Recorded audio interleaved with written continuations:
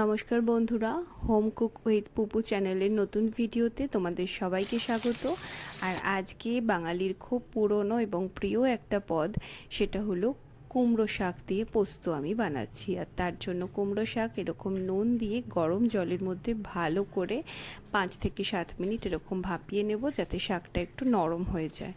তারপর অন্য একটা পাত্রে এইভাবে সর্ষের তেল দেওয়ার পর 3টে মতো শুকনো লঙ্কা দিয়ে দেব, আর সাথে দিয়ে দেব বেশ কিছুটা পরিমাণ পাঁচফোড়ন। শুকনো লঙ্কার একটু ভাজা গন্ধ বেরোলেই এর মধ্যে দিয়ে দেব একটা মিডিয়াম সাইজের পেঁয়াজ কুচি দেওয়ার পরে একটা খুন্তির সাহায্যে যে পেঁয়াজগুলো একটু গোটা গোটা আছে সেগুলোকে একটু এইভাবে ভেঙে নেব, মানে প্রত্যেকটা থেকে এরকমভাবে আলাদা আলাদা করে বেশ মিডিয়াম ফ্লেমে 2 মিনিট মতো এটা ভাজবো।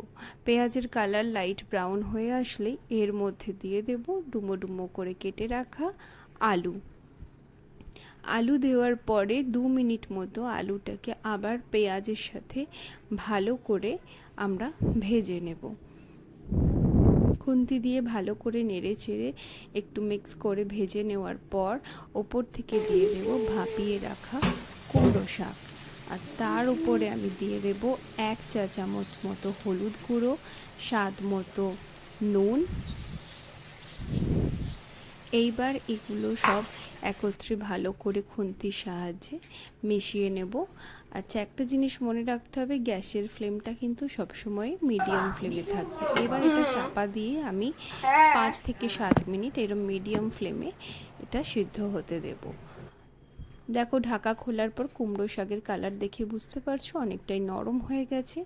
এইবার এটা দিয়ে দেব বেটে রাখা পোস্ত দিয়ে দেওয়ার পর তাতে অল্প পরিমাণে জল দিয়ে সব কিছু ভালো করে এরকম নেড়ে চেড়ে ফুটিয়ে নিলেই দেখো রেডি আমাদের কুমড়ো শাক দিয়ে পোস্ত। জলটা জাস্ট মরে আসলে একটু এরকম ড্রাই হয়ে গেলেই কিন্তু আমাদের আজকের রেসিপি রেডি। তোমরা এটা অবশ্যই ট্রাই করো, কেমন লাগলো কমেন্ট করে